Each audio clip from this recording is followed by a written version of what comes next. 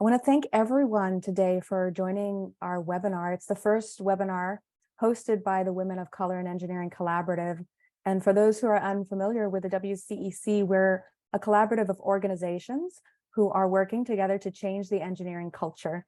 We envision a workplace where women of color feel a sense of belonging, are fully included, where they thrive and are valued as their authentic selves, are empowered to fully use their strengths to lead in positions of influence, innovate in their field, and mentor and champion others. Most of our member organizations are professional STEM societies, so we thought that focusing on the role that professional societies serve in supporting, maintaining, sustaining, and enhancing workplace retention efforts would be a great topic for us to cover today, because we do, as professional societies, have a role. Whether we are diversity serving organizations or technical societies, our memberships are vast and far reaching. They include engineers across all industries, technical specialties, and employers, including those in the public and private sector, nonprofits, higher ed, and government. During today's webinar, if you have any questions, please enter them into Q&A, which you should see on your screen. You can also enter your questions in chat. We've set aside time later in the session to respond to questions from the audience, so please feel free to introduce yourself, comment on the discussion in chat, and enter your questions there. I want to go ahead and get started by introducing our moderator for today's event.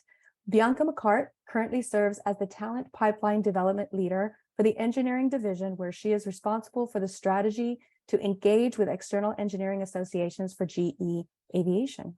She is also a key member of the WCEC project team, and I can't think of a more perfect person to facilitate today's discussion. So with that, I will turn it over to Bianca to introduce our panelists. Thank you, Roberta. So I'm very excited to be here today and looking forward to this discussion. We'll start with Brooke. If you could please briefly introduce yourself and note one observation from your perspective or experience regarding the experiences of women of color in the engineering workplace. Sure thing. Good afternoon. My name is Dr. Brooke Coley. I am an assistant professor of engineering at Arizona State University and founding executive director of the Center for Rare Justice. My work specializes in racial equity and sociotech innovation. So it's a delight to be here in this panel. I think one of the things that really strikes me about the experiences of women of color is the lack of awareness of the lived experience and sort of the value that lived experience has. Women of color especially represent one of the intersections of marginalized identities. And I think there's a lot of space for us to learn from those experiences and leverage those experiences in ways that can advance these environments. So I would definitely start there. Thank you. All right, Linda, would you like to go next? So good afternoon, good morning. I'm Linda Calvin. I'm the Chief Impact Officer for Reboot Representation. Reboot Representation is a venture, a Melinda French Gates funded venture, laser focused on doubling the number of Black, Latina, and Native American women graduating with computing degrees by 2025. Incredibly important work. Before that, I had served as a vice president of the School of IT at a community college, and I'm a 20+ year veteran and working in tech. And so can you tell me what the question was again, Bianca? You wanted me to answer? Sure. Sorry, I just clicked on the wrong thing. There it is. If you can give one observation from your perspective or experience regarding the experiences of women of color in the workplace. Well, there's so many experiences. I'm trying to just think of one. You know, I think that what women of color in the workplace have experienced, and I actually give a talk on this too, is that we hide. I think all women are asked to hide.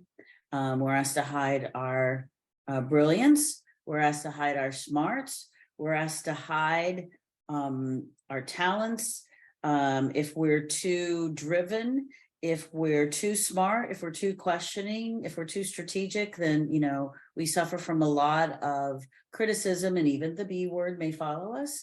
But I think for women of color, especially, we're asked to hide everything that we are, as far as don't be too sensitive. You know, if something offends us, we're not supposed to say anything about it, because we're going to have a chip on our shoulder. It's embarrassing, because the one thing that we don't want to do as women of color, and I don't want to speak for all of us, but I don't want to have to bring this up and say, you know, I'm experiencing this bias. I want to do my job. I want to kill it, you know. And for me to have to navigate this as a woman of color, that I can't just do my job, but I have to go to people to say, hey, this is unacceptable behavior or inappropriate, is demeaning. And so I think that we're asked to hide our emotions, hide who we are, even to the point of sometimes hide our hair. Let's straighten it because it doesn't look professional enough. Don't wear it, it's too ethnic. As someone said in the chat, it's exhausting. So there are wonderful things that I can celebrate, but I think for women of color in the workplace, we have to hide ourselves a lot. Thank you, Linda. And Rachel, if you could introduce yourself and share one perspective from your experience. Hi, I'm just going to introduce myself in Navajo. Yate Rachel Yellow Hair Unisha.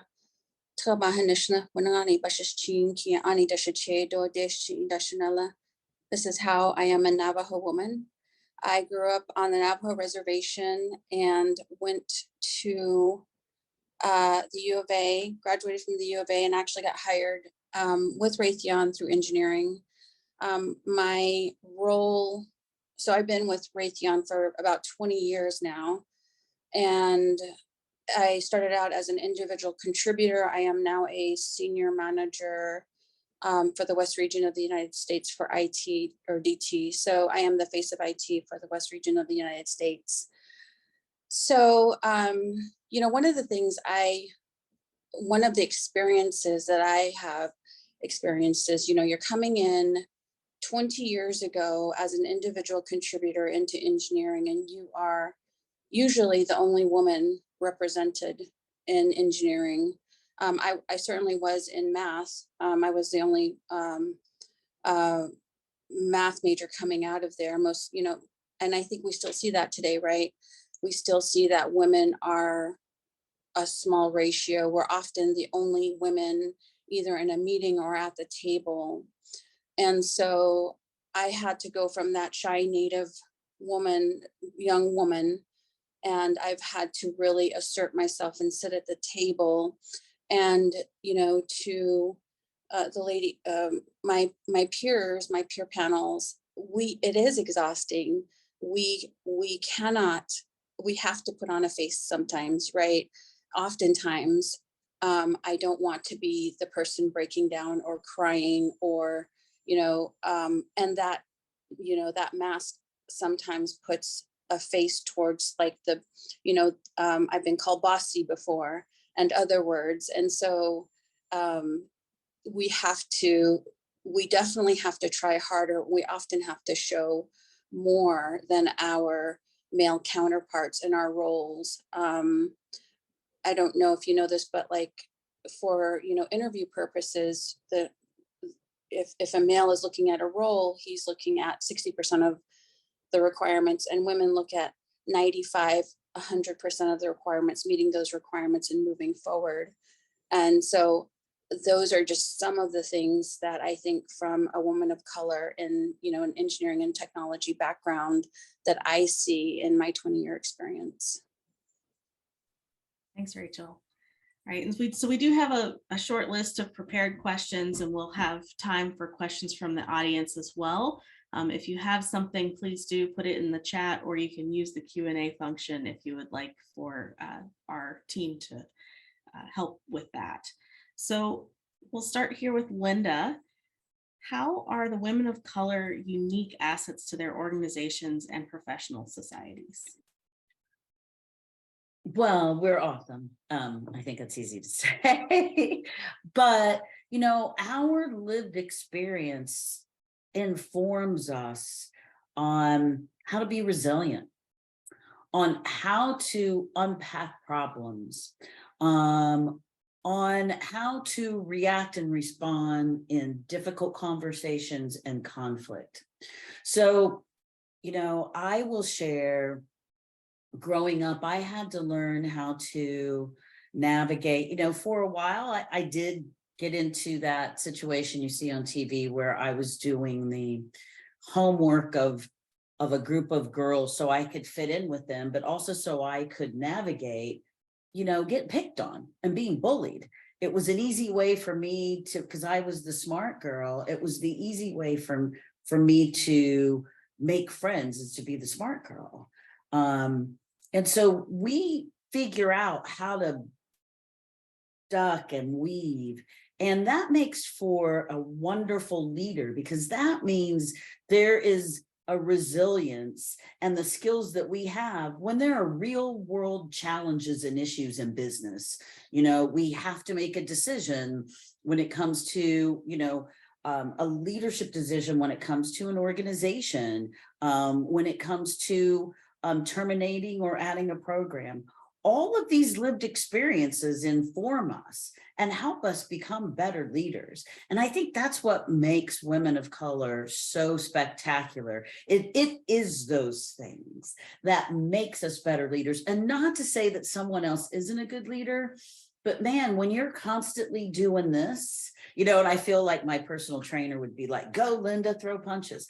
But when we're constantly doing that, there's something we earn with that, right? It's like we have a badge. And so we understand how to navigate challenges that some haven't had to navigate, because they say a lot of women of color have a target on their backs from the jump, and especially as we move into tech and leadership.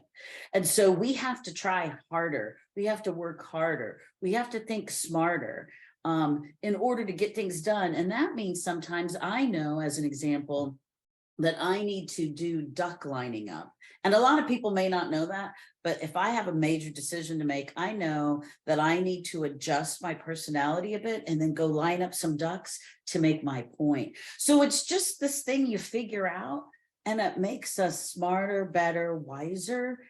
Plus, you know, it adds to the diversity of thought when you have to develop a product, that you don't just have a homogenous opinion about your product, but you have somebody that's going to push back and go, you know, you may not want to make that balaclava with those big red lips, Gucci, if one of us had been on that product team. So yeah, I think that we just have this, and someone said empathy, and we do. We have this great empathy and knowledge that just makes us really great leaders. Well, speaking to that diversity of thought, we're going to pass this one around. So we'll go to Rachel next. What are your thoughts in terms of some ways that women of color are unique assets to their organizations and professional societies?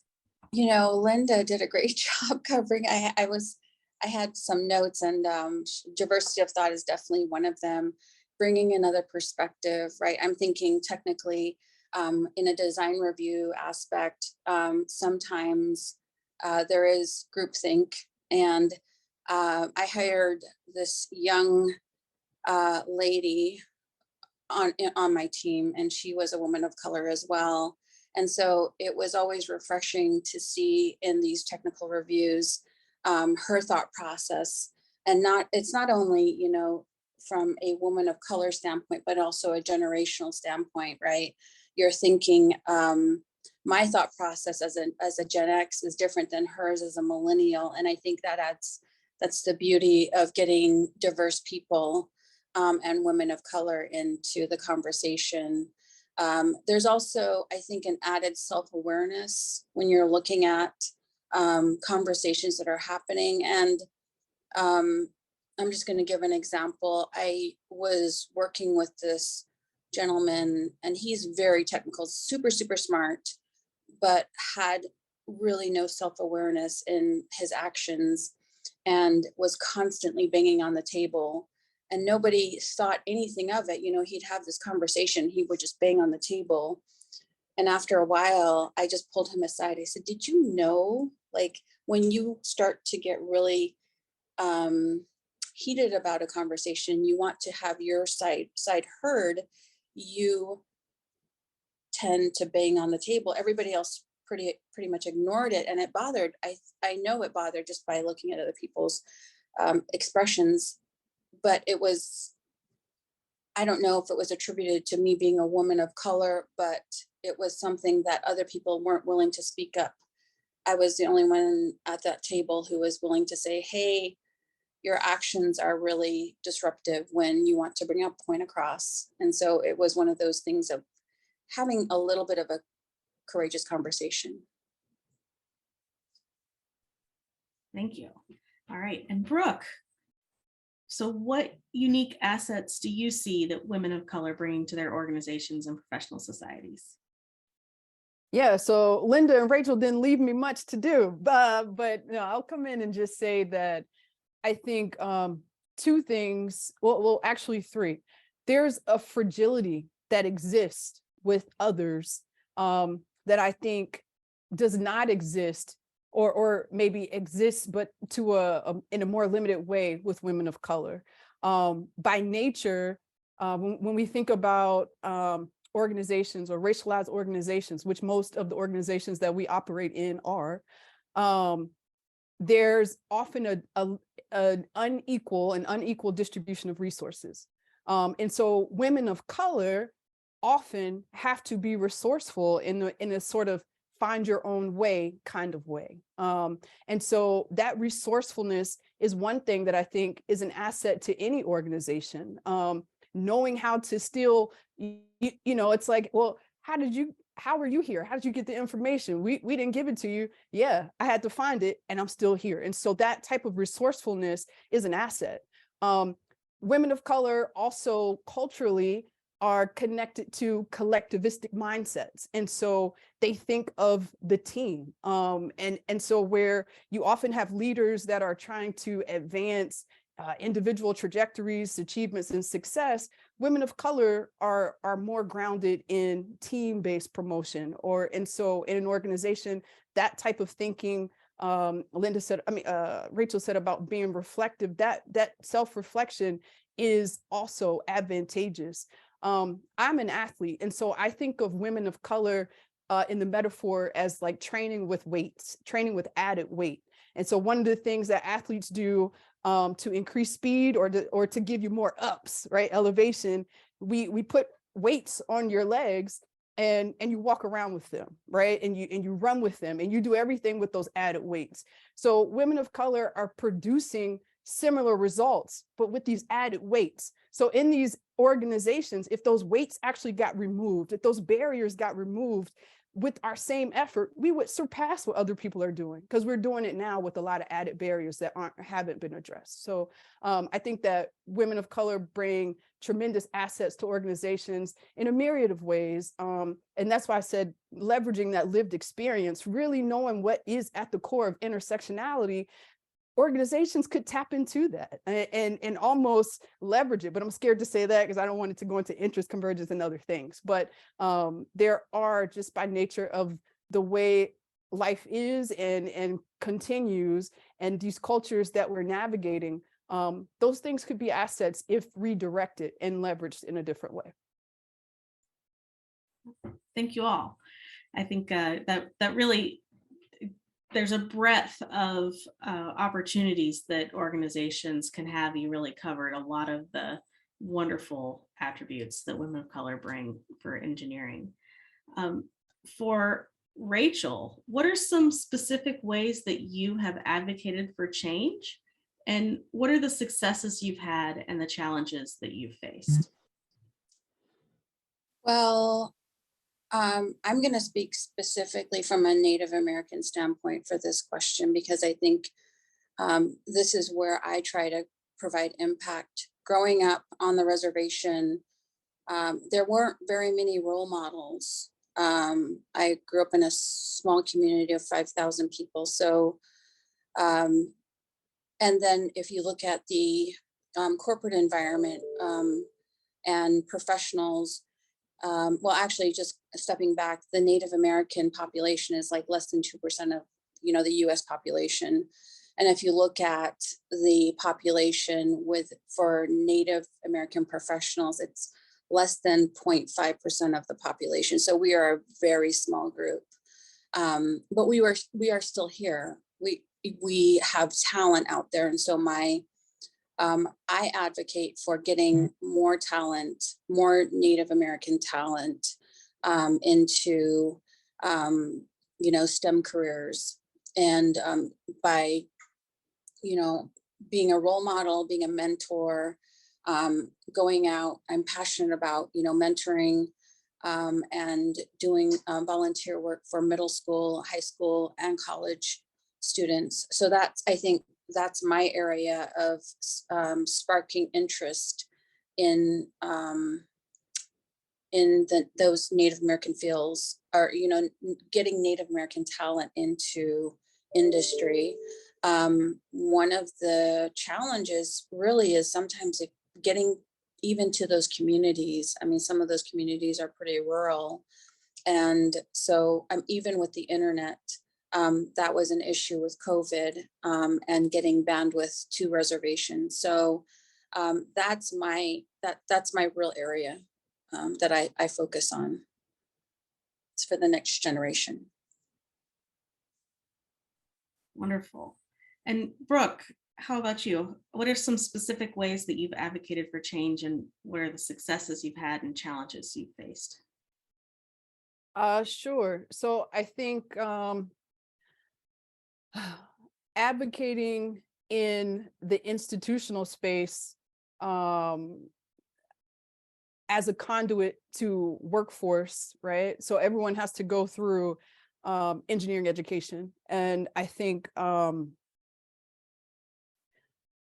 shifting from rhetoric to action. So there's a lot of talk about what we want, but there's very little on the ground effort to move to that or to do that. And so I think advocacy comes in and sort of, it's already been mentioned, but the power of these courageous conversations, or for me, my advocacy comes in calling out inequity in real time. I think that we've sort of been trained culturally as it relates to the culture of engineering, that's what I'm speaking of, to grin and bear it, whatever these inequities are that we face. Sometimes they're connected to our promotion. Sometimes they're connected to being viewed as a team player.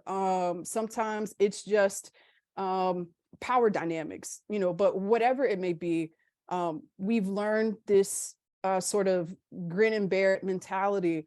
And I think disrupting that and promoting people to disrupt that culture is my greatest form of advocacy, because I think as a professor, the imprint that I have is modeling for students a different way.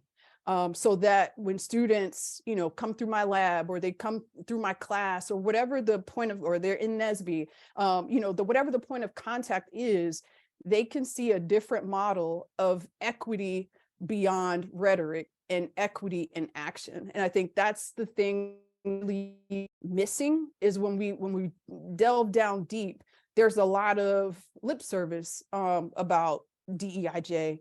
But the people that are really willing to kind of get in the trenches and make it happen, or leverage their power to make, change in policy, that's less. So voices to advocate, I think, is the greatest form. And that's what I've been doing. And the resistance comes in because people don't want to change that, right? So there have been successes where I've had some scholarship published that was sort of disruptive, which gained momentum in the culture of anti-racism. But there's still so much work to be done, even in the sense that what I would say is the opposite of the success is we sort of lump all these things together for comfort that are they're related, but they're separate entities. So like inclusion is not anti-racism. And so the challenge still is that these things get conflated, and it inhibits us from making real progress. So stop there. Right. Linda. I'll share a couple examples of of facilitating and advocating for change. And one is, and I'm going to use a very specific example, is there was recently a panel where I live. It was a Power of Breakfast series, right, panel. And they had several people on the panel. They didn't have any Black women on the panel, and they consistently don't have Black women on the panel. And there was representation, but when it came to Black representation, it was a man. And so I have shared, and if you see me on LinkedIn right now, I'm doing it now, because it's like, okay, here's the thing, no more excuses. I am going to highlight a Black female in tech during Black History Month. I'm going to put her picture up there. I am going to share her bio, and then I'm going to tag every organization I know who is responsible for these to say, okay, Black women, you know, and I'm going to, and as Rachel did, I'm going to speak very specifically and narrowly to Black women now. Black women in tech where I'm at are overlooked. And we watch the spotlight go right over us all the time. But we're here in the trenches. And I mean, and we're talking about Black women in tech. We're talking about code smashers, cybersecurity, you know, people who are network engineers, DevSecOps, you know, AI, data science. I mean, real deal, we're in the trenches every day. And most of the time we're the only for years upon years where we're at. Agile coaches, that's another one. And so I'm like, okay, you know what? You don't get to do this anymore. I'm going to put these faces up all the time now. I know that Latinas in tech, they are doing the same thing. I'm going to put these faces in front of you all the time now. So you can't say, well, I just don't know where to find it. So that's one thing. The other thing that I did when I was at Ivy Tech Community College, there was our provost said after George Floyd, you know, listen, I want to start seeing us add more cultural sensitivity and awareness into our classrooms, into our curriculum. And, you know, from an IT perspective, a lot of my faculty, they weren't real sure, how do you do that other than, you know, master and slave in code? How else do you do that? And so I just started off and I said, you know, I know it's difficult for you. So I'm going to tell you my story. I'm just going to tell you what it was like growing up as Linda Calvin. I'm, you know, Black father, white mother in an all-white church, in an all-white school, in an all-white family, in an all-white neighborhood. I'm going to share with you some of my stories. And it seemed to make a difference because then they were hearing it and it wasn't anecdotal. It was a real deal story from someone they see and talk to every single day. And it made a difference because some people were like, I never knew that. I've never spoken with anybody Black ever. You know, I may work with you, but I've never really spoken with you about your experience. So, you know, those things were great. Other ways that it hasn't worked was, you know, for some people, they said, okay, I get it, because when I was a young boy, I got picked on for wearing glasses. And I'm like, okay, so like, that's not the same thing, dude. You know, that you got picked. I mean, I'm not saying you didn't get picked on for wearing glasses and being a little nerdy, but it's not the same experience. And so in some ways it just fell on, it was like a comparison. It was like, oh, I'm going to one up you on stories. And in other ways, people were just like, yeah, I don't want to hear it. I think that you're overdoing it. And, you know, in that case, what you have to do is if there are 10 people and you win 2, those two people can win 2, and those 2 people can win 2, and those 2 people can win 2. And I think that's how you try to affect influence. Thanks, Linda. All right, we're going to move to the topic that I think a lot of folks are really interested in for this meeting in particular. What role do professional societies play in these efforts? And I'm going to turn it to Rachel first.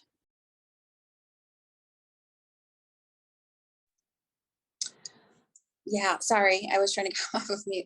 So yes, and again, I'm taking the, you know, looking at from a Native American and STEM standpoint. ACES has been, Raytheon Technologies has paired with ACES, and our ERG group, Raytheon Alliance of Indigenous Nations, we've paired with ACES hand in hand as long as I've been part of the group, which is about 20 years. And so what we're doing with those societies, with something like ACES or SACNIS, but really ACES is getting embedded in high school, college, and young professional Native American talent, and using those areas, because and then we're not only leveraging talent, but we're also bringing others, allies in, taking them to a conference, because that really opens it up from a Native American lens, some of the issues and challenges that are affected, so our allies and our leadership, our executive leaders, can understand the issues that affect people of color and women of color specifically. And so that's kind of, I think, as far as a professional society, that's probably one of the best ones that I can reference. All right, we'll pass it to Brooke next. What role do you see professional societies playing in these efforts? I think that professional societies can serve as sort of establishing the standard, or even like the code of conduct, or modeling through their own practices and policies, sort of what institutions should do to follow. I think a lot of times there's programs that are created, or different things that incentivize institutions to align, right? Or to follow whatever that model is that's being set by professional organizations and societies. So they kind of set the bar. And so if you establish the conversation, if you establish the tone, if you establish, these things should be done at a minimum, if you demonstrate, let's say for identity specific professional societies, what it means to promote agency, what opportunities look like, how can the culture be different? Institutions have no clue what to do. They really don't. And so if they don't have models of what this looks like, if there's an organization for Black engineers, if there's an organization for women engineers, then institutions are looking to say, well, what are they doing there for the Black engineers? What are they doing there for the women engineers? And they will follow. And so I think there's more onus on the professional societies to sort of set a standard for who they endorse, who they do business with, so to speak. So when you think about who the partners are, if you don't have inclusive practices, then you shouldn't be working with the fill in the blank marginalized identity society. And if we are partnering with you and you don't have inclusive practices, then that sends the wrong message. So I think that professional societies have a lot of power to kind of set the playing field, the same way that the National Society, National Science Foundation has the power. If you control the money, people will do the research that you set the money to. So I think there's just a natural sort of benchmarking and standard setting that could lie in the homes of professional societies and carry a lot of weight to change the momentum, like I said before, from rhetoric to action. Thank you. And Linda, what do you see as a role for professional societies? I think as long as professional societies are walking the talk, I think that they absolutely have a role in advocacy, in engagement, and in trying to bring equity to STEM, right? I mean, I think that, number one, they're great opportunities, and I see somebody in the chat actually needs a little help, but they're usually great opportunities for those organizations that are saying, I can't find someone. I need a speaker. I need an advocate. I need to fill a role, right? I think the great thing about a professional society is they can serve as a pool of talent, and they can point you to talent. They can tell you, okay, if you're looking for talent, if you're looking for a mechanical engineer, I have somebody, I know someone, I will connect you, right? If you're looking for a software engineer, I'd suggest reaching out here. So I think that's one role. I think the other role that professional societies plays is actually helping educate their membership. What professional development opportunities exist within those societies for those members to help those members navigate a challenging workplace environment? How do you increase your skill sets?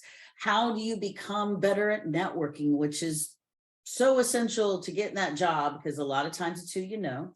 So I think that's the other role that professional societies can do, is helping groom their membership so they have those skills, those essential skills, or I heard someone call them last week power skills, which I love, by the way, and curate those opportunities for members to network with other members. But also I think they can have influence to say, hey, if there's something at a legislative level and a decision being made, that professional society can come back to their membership and say, hey, they're about to pass a law that does X, Y, or Z, and we need to get involved.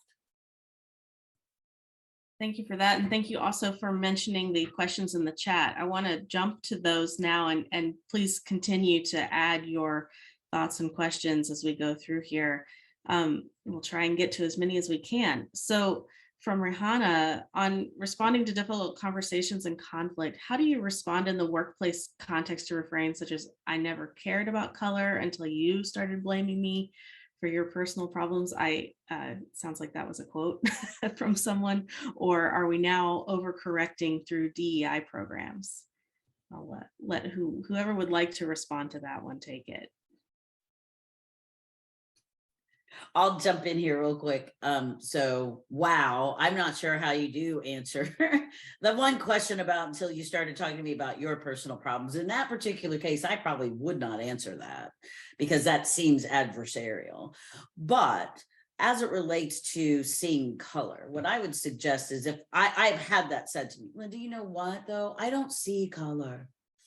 I just see us all as people coming together, which I love that idea. And I think ultimately we would all love for it to be some kind of a nirvana, but lo and behold, we're not there. So to me, what I say when some people say that to me is, I say, it's okay to see color. In fact, it's the most awesome, beautiful thing to see color and culture, because you get to learn and grow. But it also, if you refuse to see color, then you refuse to see challenges, because this is just a problem for everyone, right? And really, what it is no, if I go into where I used to live, there was a little gate area you had to go in through.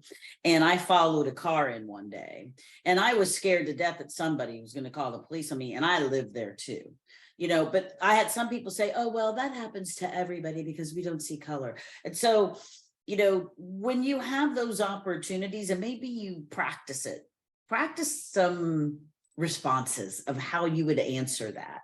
You know, I think that's what you have to do in those cases where they're adversarial. You know, either you escalate that to management or you extract yourself from a situation, because if you're asking until I heard about your personal problems, then you're not really asking a question. You're starting a fight. You're picking a fight. So there's no point in that. I think, is DEI overcorrecting? You know, I would say, how do you mean? And I would probe them for more information, because are we overcorrecting? No, you know, we still have a small percentage of women of color in working in these fields in engineering and STEM, you know, so no, we're not overcorrecting. It's just that you feel like you're hearing so many messages about it. At the end of the day, a rising tide lifts all boats. So it's not it's not a zero-sum game. If you do something that benefits women of color, it doesn't mean everyone else loses. It means everyone gets to win. And so I think, you know, research, do some reading, and be ready for those conversations, but also look for those triggers where you know that they're just trying to poke a bear. Great suggestion. Brooke, did you have something to add? The only thing I would add is sometimes, you know, you have to be, it shouldn't be any one individual's responsibility to bring everyone up to speed, right? And I think too often when you're the only, or, you know, receiving some of the comments that I've now seen in the chat, that puts you in a situation where it is just you that is left to either convert this to a teachable moment, or internalize it, which isn't healthy, right? Or find some other course of action. I recommend two things in that particular situation. So the first one, to add to Linda's point, if someone said to me, any colorblind utopia type comment, while the idea is great, if you don't see color, if you can't see race or color, you don't see oppression. And so it minimizes the reality of all of my experiences. So from moving forward, probably let's not say that. Okay. And that's a teachable moment. That's no harm, no foul. The other thing is, my response would be, I would take that, or I don't know if there's a way to document it, but documentation is very important. And with documentation, you could go to whoever is the supervisor, manager, or whatever in that realm and say, this is evidence to me that we need a collective training, or we need literacy, or we need some, what do they call it? Bystander intervention or whatever. But that's demonstrative that community needs some knowledge, because people with those identities are navigating in that environment, and it's not okay. It's a toxic environment if people, even if it's one day, 1 week, one time. One of my students is doing work on spirit murder. That's enough to break somebody's spirit. And so, as engineers, we tend to think about data and numbers, and we want to know, well, how many people have had this experience? It shouldn't be that. So I think even turning these instances into evidence that training and support and resources are needed is important. We don't do that enough. Yeah, I'm just going to add on to what everybody's saying. There are definitely, this week I had my manager say, oh, let's powwow about that, which is deeply offensive. It's the second time I've heard that term in 2 weeks. And so it's one of those things where I feel it, like as soon as it was said, I was literally, like, I just jolted. And I felt comfortable enough with her to say, is that an East Coast terminology? Because powwows are actually real, they're actual ceremonies. And so then my next step is, well, this has to be a teachable moment. There's not, professional conversation shouldn't have powwow in their verbiage or circling the wagons in their verbiage. So definitely, Brooke, these things are teachable moments. And I think as professionals in the workforce, they should be able to take these moments and say, yeah, you know what, I do need to learn. I do need to learn about, how these terms affect these people of color. Thank you for sharing that, Rachel. Another question that we have in the chat, I'm interested in hearing suggestions from the panelists on strategies for recruiting, hiring, and retaining women of color. I've posted jobs on various sites such as NSBE, SWE, et cetera, and continue to reach out to women in tech in our community to no avail. I can start. Sorry. I just filled a rec, and it was with, I think the appropriate talent, but I'm having the same issues with the few recs that I've had, is looking for female talent, preferably somebody of color. But I continue, and this is I think one of the reasons why I'm so passionate about making sure that I'm associated with professional societies like SACNAS and SHIP and ACES, because there is talent out there. There's really bright minds. I've done a lot of scholarship reviews. We just have to keep on advocating and looking for that talent.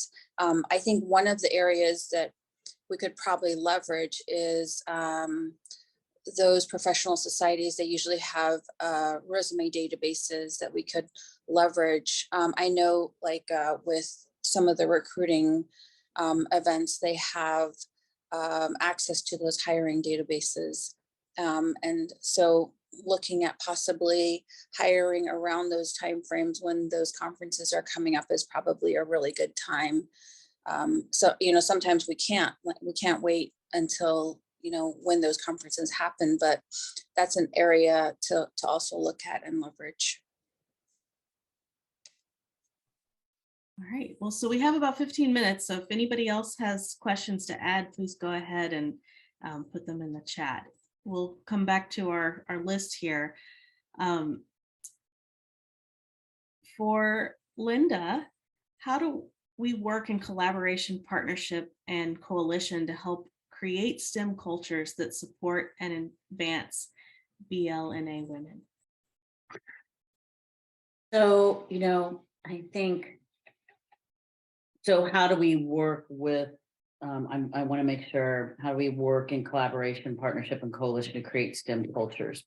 And I think one of the things that we must do is, first of all, to understand what culture is and create and work with organizations to create accountable cultures, because we talk about a lot.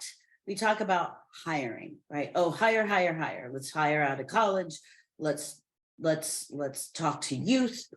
And all those things are right. Let's look at skills first, a skills first initiative like the 110 Coalition to address those socioeconomic things, and all those things are right things, right?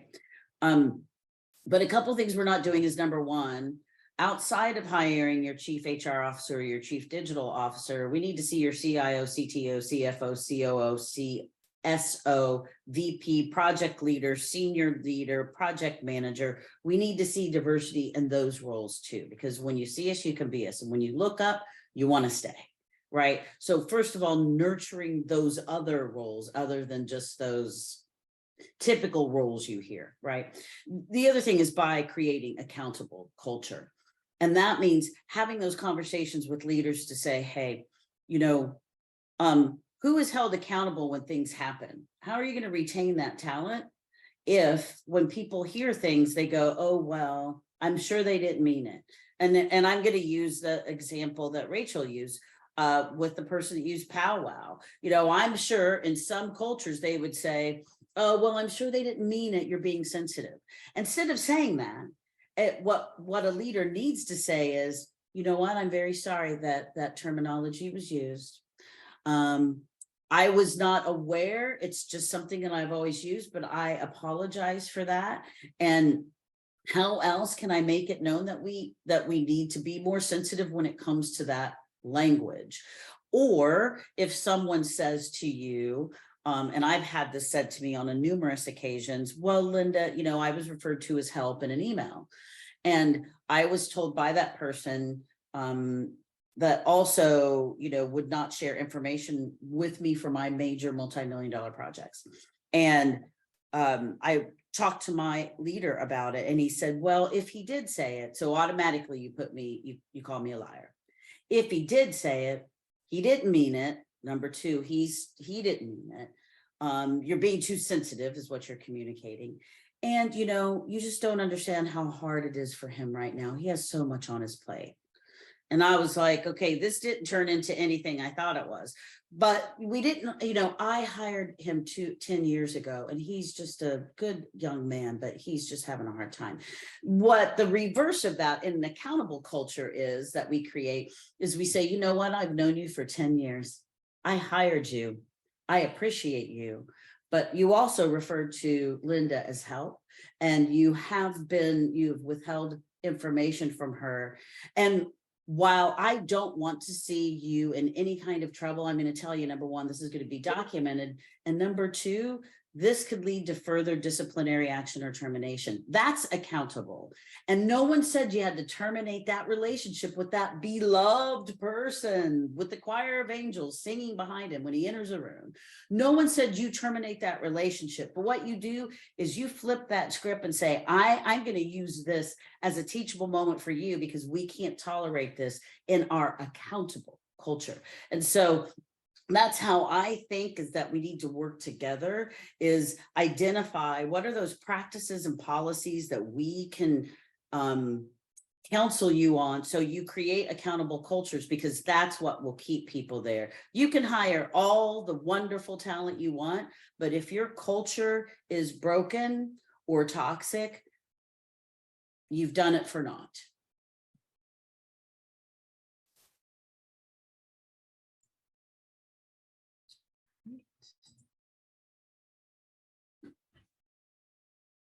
Brooke, would you like to speak about how do we work in collaboration, partnership, and coalition to create STEM cultures that support and advance BLNA women? Sure. So one thing I think I appreciate what Linda said about we first have to even conceptualize what we mean by culture, right? And one sort of framing of it that I came to some time ago, it was not my own, so I'm not claiming this, but someone described culture as the worst behavior in an environment that is accepted. And so if you think about that, if you think about it's not on average how we operate, it's what is the worst thing that we accept and tolerate in a given environment. That is the representation of culture.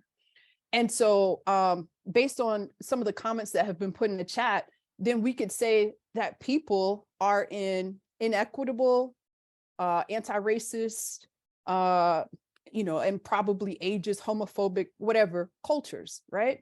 And so if I go back to the very first thing I shared, which was my observation, is the lack of awareness and sort of importance to the lived experience. So to me, this is now where that connection comes in, because in order to create a culture that is reflective of all, to me, inclusion means it doesn't matter who shows up, they will all feel welcome, respected. You don't have to know who's coming to be prepared if the environment is inclusive.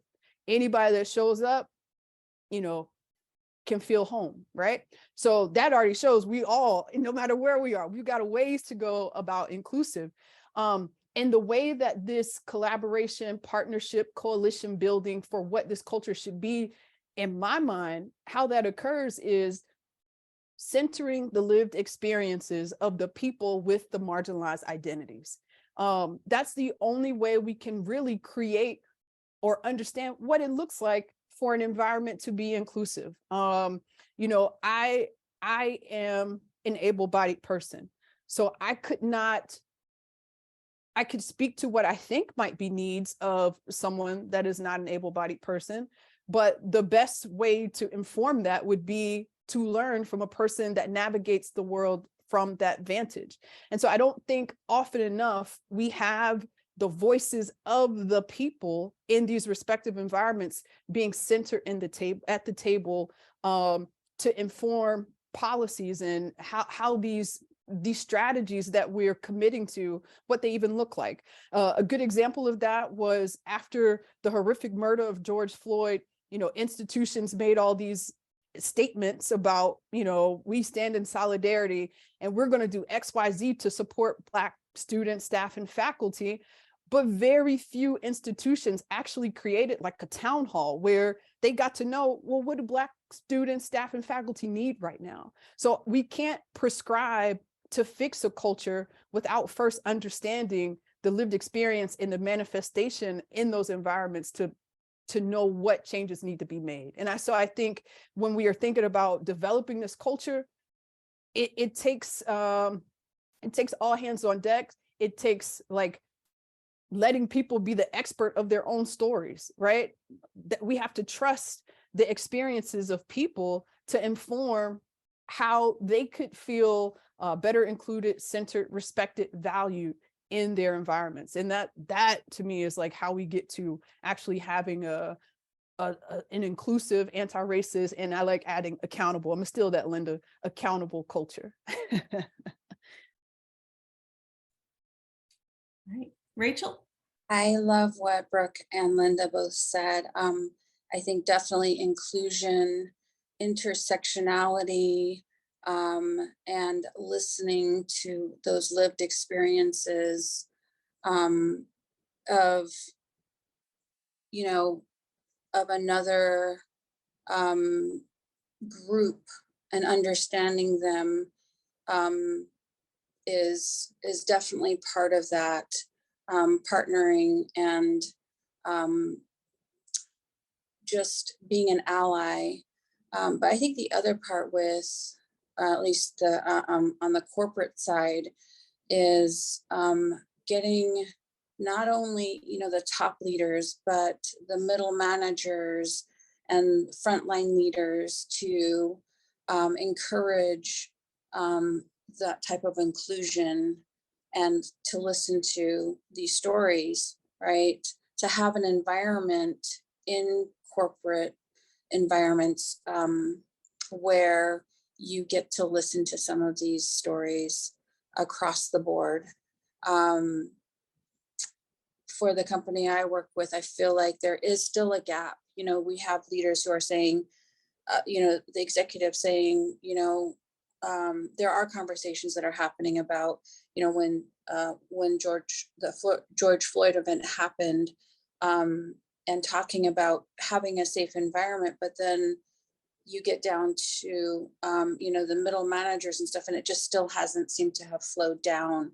And so I think making sure that it continues to be understood at all levels, and that inclusive voice is continued to be heard, not just at the top level. I want to say thank you to all of our panelists, and I'm going to pass the baton back to Roberta to close us out. Thank you, thank you. And let me see if I can figure out how to replace Spotlight. There we go. Okay. Well, I want to also thank our panelists today. Thank you so much, Brooke, Linda, Rachel. This session was amazing. Lots to think about, lots to process.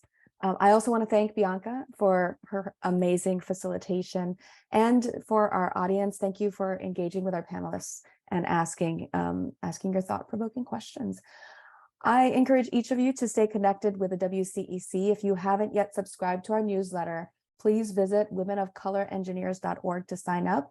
I've put a link in the chat for you, and we'll have a link of today's recording in that newsletter and on our website soon. So please keep an eye out for that and share it with others. Thank you very much for attending. I hope you enjoy the rest of your day.